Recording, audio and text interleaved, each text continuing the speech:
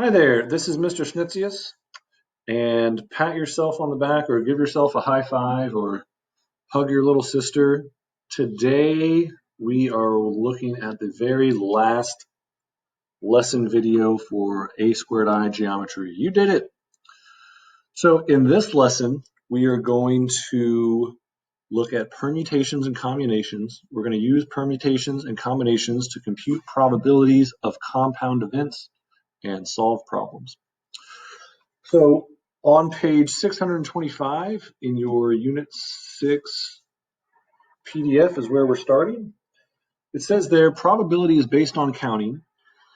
You have been introduced to various counting techniques such as listing, the addition rule, and the multiplication rule, as well as various ways of illustrating the counts such as two-way frequency tables, Venn diagrams, and tree diagrams. What you choose to use to find the probability of events depends on the problem and the information you were given. So for the techniques you will learn in this section, you're going to need to be able to use the fundamental counting principle. The fundamental counting principle states that if one event can occur in m different ways and a second event can occur in n different ways, then together the events can occur in m times n different ways, assuming that the second event is not influenced by the first event. So let's look at what that looks like. Number one says, suppose you have 2 pairs of jeans, 4 t-shirts, and 3 jackets. How many outfits do you have? You can multiply to find the number of total possible outfits.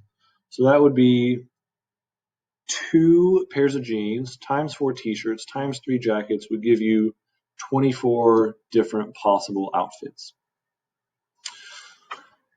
So in number 2, we're going to ask what happens when the second event is influenced by the first event. So that says, suppose 5 children line up for a family portrait. It doesn't matter where each child stands, and how many different ways can the children pose for this portrait. So number 2, part A says, how many choices are there for the first place in the photo? Well, that would be 5 different possibilities. In part B, it says, a child has been chosen for the first place. Now, how many choices are there for the second place in the photo? That would be 4 possible choices because one child is already standing in the first place. Whoever is standing in the first place cannot also stand in the second place unless they clone themselves, and that's illegal, and their brothers and sisters wouldn't like it. Part C says, continue the pattern for the third, fourth, and fifth places. Use the fundamental counting principle to determine the total possible ways the children can pose for a portrait. Well, if there's 5 possibilities for the first position, times 4 for the second position, there's 3 left over for the third position, times 2 for the second to last position, times 1 for the last position. So how many people can go in the first, second, third, fourth, and fifth positions? Multiply all those together. That gives us 120 different possible ways that the children can pose for a portrait. So let's look on the next page.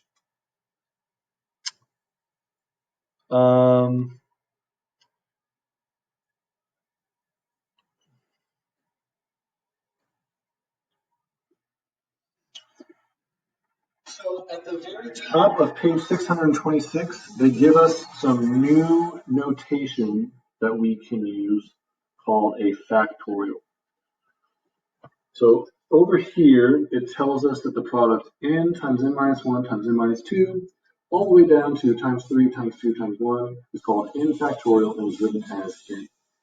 So you can see right here when they show us 5 factorial is 5 times all the integers less than 5, all the way down to 1. We don't go all the way down to 0 because then the answer we would always get would be 0, but we do stop at 1. So this notation is very helpful when you have to count all the possible outcomes for multiple events. So this problem that we solved in number 2 is called a permutation. The number of arrangements of the 5 children for the photo is 120 distinct arrangements. Distinct means 120 different arrangements. Each arrangement is distinct from the other ones. This is a simple permutation and can be written as 5p5 or 5 factorial. Notice that there was no repetition in this event. The same child cannot stand in the first place and also the second place at the same time. So now let's look down at number 3. Suppose the photographer wanted 3 of the children to sit on a bench in the photo. In how many different ways can 3 of the 5 children be seated on the bench? Begin with 5 children, but remember, you only want 3 to sit on the bench. Well, there's 5 kids that can sit on the first spot on the bench, times 4 they can sit on the second spot on the bench, times 3 they can sit on the third spot on the bench. That gives us 60 different ways to arrange the 3 kids on the bench. So this is the number of permutations of 5 taken 3 at a time. We write and calculate 5p3 equals 5 times 4 times 3 equals 60 different permutations. So this gives us a formula over here. The number of permutations of indistinct objects taken r at a time is given by the formula npr equals n factorial divided by quantity n minus r factorial. So we could write that out this way. Here in this problem, n is 5, so we put 5 factorial on the top. That's 5 times 4 times 3 times 2 times 1, divided by 5 minus 3 is 2 factorial. So when we work this out, those 2's cancel, those 1's cancel. That still gives us the same 5 times 4 times 3. So now let's look underneath. When the objects to be arranged are not all distinct, the formula has to be adjusted. So we're looking at the word bow wow. The letters O and W are repeated. Thus, the letters in the word are not all distinct. So this is saying how many permutations of the letters would there be if the letters were distinct? Well, there's 6 letters. So that would be 6 factorial different ways. So 6 times 4 times 5 times 4 times 3 times 2 times 1 would give us 720 different permutations. But because some of the letters repeat, we would expect there to be fewer permutations. So we adjust the formula using what it is telling us over here. The number of distinguishable permutations P of n elements taken n at a time with R1 like elements of one kind, R2 like elements of another kind, and so on is given by the formula P equals n factorial divided by R1 factorial times R2 factorial times R3 factorial. So the reason we have this 2 factorial here is because we have 2 O's. The reason we have this 3 factorial here is because there are 3 W's. And you might say, what do we do with the B? Well, there's only one B. So we could put times 1 factorial. Well, 1 factorial is just 1, so that's not going to change anything. So if we work this out, we get 6 factorial divided by 2 factorial times 3 factorial. So let's actually work that out up here. That's 6 times 5 times 4 times 3 times 2 times 1 over 2 factorial is 2 times 1 times 3 factorial is 3 times 2 times 1. Well, these 2's and these 1's cancel out. We can cross cancel this 4 over 2 to be 2 over 1. And these 3's cancel out. So 6 times 5 is 30 times 2 more is what gives us 60. So now let's look over on page 627. Each of the above examples is a problem that involves an event that occurs without replacement. How do we adjust the formula for permutations when there is replacement? So let's look at number 5.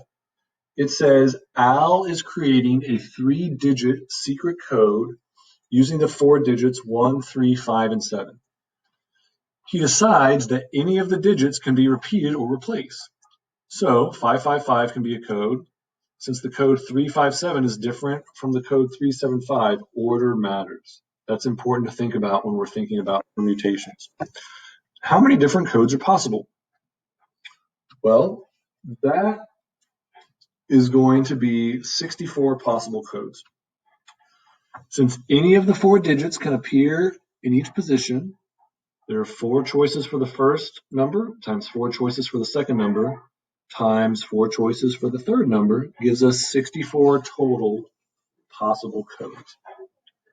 So when n is the number of things sorry about that, when n is the number of things to choose from, and you choose r of them, where replacement is allowed and the order matters, the number of permutations is given by the formula n raised to the r power. You can see that in this problem by seeing that we could write out 4 times 4 times 4 as 4 raised up to the third power. So to solve a counting problem, you need to decide if the order matters.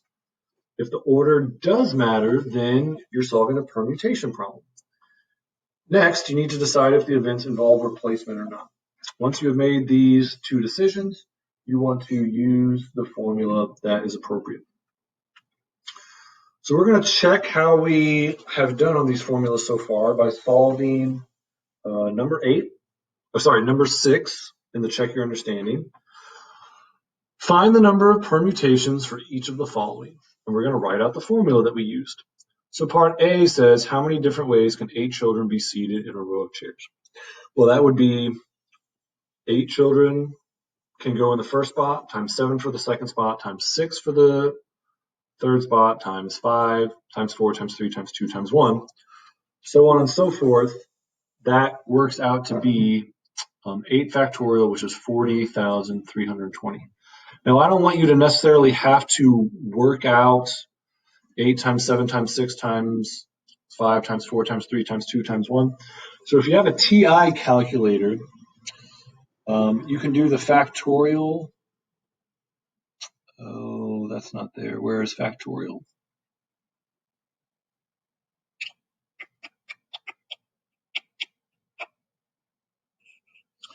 If you look at G and then hang a right, there's this question mark. So there's the factorial button there. That gives you 40,320 a little bit faster than if you type out 8 times 7 times 6 times 5 times 4 times 3 times 2 times 1. Similarly, we might want to check out how to do factorial if you're using the Desmos calculator, which I know that some of you are. So let's see here. Let's see how we can do that. I'm going to move you.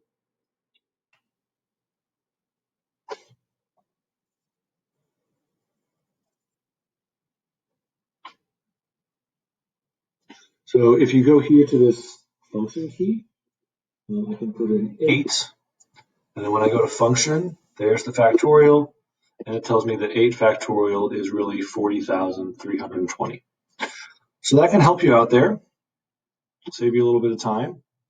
Okay, so part B says how many different ways can 8 children be seated in a row of 5 chairs? Well, we're going to use this formula where we take 8 children taken 5 at a time when the order matters. So that's going to be 8p5 is 8 factorial over 8 minus 5 factorial. So that could be 8 factorial over 3 factorial. That would work out to be 6,720 different ways. Let's just check that in the calculator. 8 factorial divided by, we won't do all of these in the calculator because you can check some of these on your own. But it's just as simple as the way you would do a normal fraction. Nothing scary about that.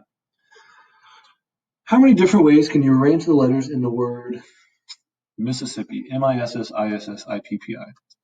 Well, since we're doing distinguishable permutations of n elements taken r at a time with like elements, what I mean by that is there are multiple i's, right? There's only one n, but there's multiple i's, multiple s's, and multiple p's.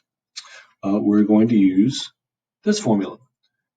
N factorial, where n is how many letters there are, divided by r1 factorial times r2 factorial times r3 factorial. So how many letters are there in Mississippi? Well, if you count those up, that is 11 letters. So that's why we have 11 factorial in the numerator. How many i's are there? Well, there are 1, 2, 3, 4 i's. That's where we get this 4 factorial from. How many s's are there? 1, 2, 3, 4. 4 s's. That's where we get this 4 factorial from. And then there are 2 p's right here.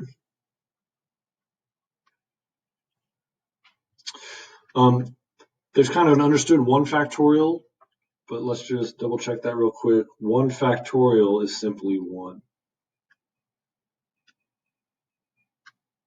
So we can put times 1 factorial, but we don't really need to. So that's 11 factorial divided by 4 factorial times 4 factorial times 2 factorial. Let's check out how to do that. You might want to put that in as a fraction, right? So 11 factorial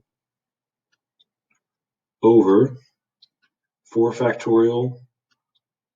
You can put times 4 factorial in between, but the calculator is going to understand what you mean if you just put it in like this. So that gives us 34,650 different distinguishable permutations, just like they got right here. How many 4-digit secret codes can Brian create using the 5 digits 3, 4, 5, 6, and 7? Well, for each position, there are 5 different possibilities. Times 4 positions gives him, or to the 4th power, since there are 4 different positions, gives him 625 different codes. You could also list this out just like this. There's 5 choices for this position, times 5 choices for the second position, times 5 choices here, times 5 choices here. That's the same thing as 5 to the 4th. It's just a little quicker to write it out this way. All right, here's another check your understanding problem. Find the number of permutations of the letters in the words dear, D-E-A-R, and dear, D-E-E-R. Use a permutation formula. Then make an organized list to verify your answers. Why are the permutations different for these 4-letter words? So let's look at this a little bit at a time. For deer, like the deer running through the woods, all the letters are different, so there are 4 factorial different ways to organize these letters. So if we list all of those out, here's that list of all those possible different ways to arrange the letters D, E, A, and R. Why are there fewer distinguishable permutations when we have the deer like Dear Abby? Well, in Dear Abby, the E repeats, which gives us fewer distinguishable permutations.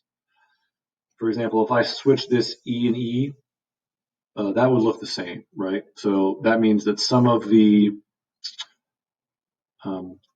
permutations, when I list them out here, are actually going to look the same if you have 2 letters that are exactly the same. That's why you have to divide by that 2 factorial. All right, so let's turn the page. Let's look now at page 628. What about problems where the order does not matter? How could we count the number of possible arrangements then? Well, number 8 says, suppose you have the 4 letters A, B, C, and D. You were asked to pick 2 letters. What is the number of possible arrangements? If the order matters, which means that AB is different than BA, well, then that is a permutation. When the order matters, you're dealing with a permutation problem. If we have 4 different letters taken 2 at a time, we would use the formula and do 4P2. So let's work that out since they didn't do that for us. That would be 4 factorial over 4 minus 2 factorial. That would be 4 factorial over 2 factorial. And that's the exact same thing that we saw right here. That's 12. What if the order does not matter, though? In other words, AB is the same as BA. Well, you would expect there to be fewer arrangements. If we list out all 12 possible arrangements, but then cross out the arrangements that are the same, so for example, they crossed out BA because that's the same as AB. They crossed out CA because that's the same as AC. They crossed out CB because that's the same as BC. They crossed out DA, which was the same as AD. They crossed out DB, which is the same as BD, and DC, which is the same as CD. So that only gives us 6 possible arrangements. So when the order does not matter, think about like a hand of cards. If you play poker or if you play Go Fish with your family or something like that, if you have an ace of spades and a king of spades, it doesn't really matter which order you put those in, right? If you put the ace of spades first, you have the same cards as if you put the king of spades first and then the ace of spades. So when the order does not matter, that means that we actually have fewer possibilities, and arrangements where the order does not matter are called combinations. So here is a formula for a combination, a way of selecting several objects from a larger group where order does matter. The formula for combinations is like the formula for permutations, n factorial divided by n minus r factorial, but we multiplied by another r factorial in the denominator. Since combinations are simpler than permutations, that's why there are fewer of them. So let's again check our understanding for how we're doing on what we've learned so far. What do you have to decide before you can solve a counting problem with multiple possibilities? Well, you need to decide if order matters. Then you need to decide if the problem involves replacement or not. That's going to affect the formula you choose, and at the end of this video, I'll show you a place that has all the formulas listed out in an organized way for you. Number 10 says, what is the difference between a permutation and a combination? Well, a permutation is an arrangement of objects where order matters, but a combination is an arrangement of objects where the order does not matter. Number 11 says, number 11 we're actually going to skip. Right up, we could, a problem where we have something involving permutations could be like, find the number of ways to order the ace of spades, the king of spades, and the queen of spades. How many different ways can you set those 3 cards in order? To rewrite that problem so that it involves combinations could be something like, how many possible hands in poker contain the queen of spades? See, in that problem, where the queen of spades goes in the list does not matter. Whereas in the first problem, the order does matter. So if the order matters, it's a permutation. If the order does not matter, it's a combination. Number 12 says, in a contest, 5 winners will get equal prizes. If 15 people enter the contest, how many different arrangements of 5 people can be chosen as winners? Why is this a combination? Well, the order does not matter. If the order does not matter, that tells you that you have a combination. That's why answering whether or not the order matters can be an important question to answer first. All right, now how did they get 3,003 different arrangements? Well, let's look at that. Out of 15 possible people, we're choosing 5, right? So to work that out with the combination formula, that would be 15 factorial over, okay, r is 5, so over 5 factorial times 15 minus 5 factorial. So that would be 15 factorial over 5 factorial times 10 factorial. And when you work that out, that's going to give you your 3,003 different arrangements. Number 13 says, how many different 4-digit numbers can be formed from the digits 1 through 9 inclusive? Is this a combination or a permutation? Well, is 1, 2, 3, 4 the same thing as 4, 3, 2, 1? The answer is no. Those are 2 different possible arrangements of the numbers. The order does matter. So that would be a permutation. Why is it a permutation? Because order matters. Since we're allowed to repeat digits, we're going to use this formula P equals n to the r. So that would be, we've got 9 choices for each digit raised to the power of 4 digits. That's how we get this 6,561. So we've got one more formula to learn, and we're going to look at that on page 629. We're going to get one last formula for a combination with repetition. There are 4 different kinds of donuts on the menu of Caroline's Cafe: chocolate, jelly, frosted, and plain. John wants to buy 3 donuts. How many ways can John choose his 3 donuts? So first, we need to ask, does the order matter? The answer to that is no. Order does not matter because John could have the 3 different kinds of donuts in any order. If he orders a jelly first and then a plain and then a chocolate donut, that's the exact same as ordering the chocolate donut first and then the jelly donut and then the plain donut. Now, so that's our first question. Remember the 2 questions we needed to ask. Does order matter? And then, are we allowed to use replacement or not? Is there repetition in this problem? Is there a replacement? Yes, because John is allowed to have 3 jelly donuts, or if you wanted to have 2 jelly donuts and 1 chocolate donut, that would be allowed too. So here are all the possible combinations that John could have. They listed this out in a pretty organized way. They did 3 chocolate and then 2 chocolate. They did 3 jelly and then 2 jelly, 3 frosted and then 2 frosted, 3 plain and then 2 plain, and then all the ones that are left over, all the ones that are 1 of each. So how many possibilities is this? It looks like it's 20 different possibilities. Well, if we have 4 objects taken 3 at a time with repetition, that's not too bad. What if you list the number of combinations of 10 objects taken 4 at a time with repetition? It'd be much better to do that with a formula. And the formula that we would use is over here. The number of combinations of n objects taken r at a time with repetition is given by the formula NCR equals quantity n plus r minus 1 factorial over r factorial times n minus 1 factorial. So to use that formula to get the 20 possibilities that we have over here, if we plug in 4 for n and 3 for r, 4 plus 3 minus 1 will give us 6 factorial. R is 3, so we plug in 3 factorial there. 4 minus 1 factorial is 3 factorial. So 6 factorial divided by 3 factorial times 3 factorial equals 20 different ways that you can order the donuts.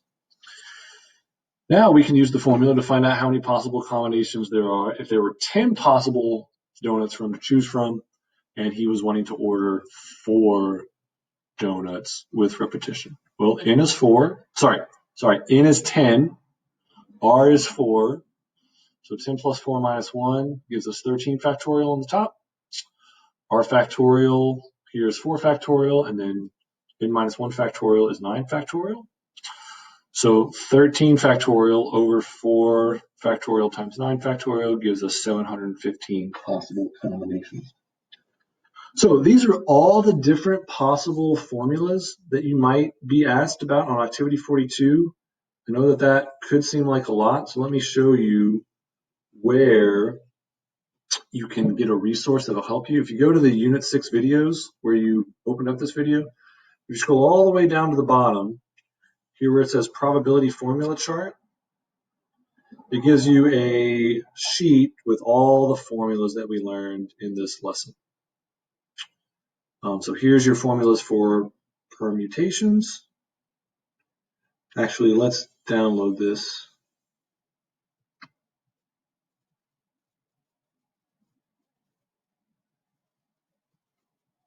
Now, if we download it, we can see all the different formulas. So here are all your different permutation formulas.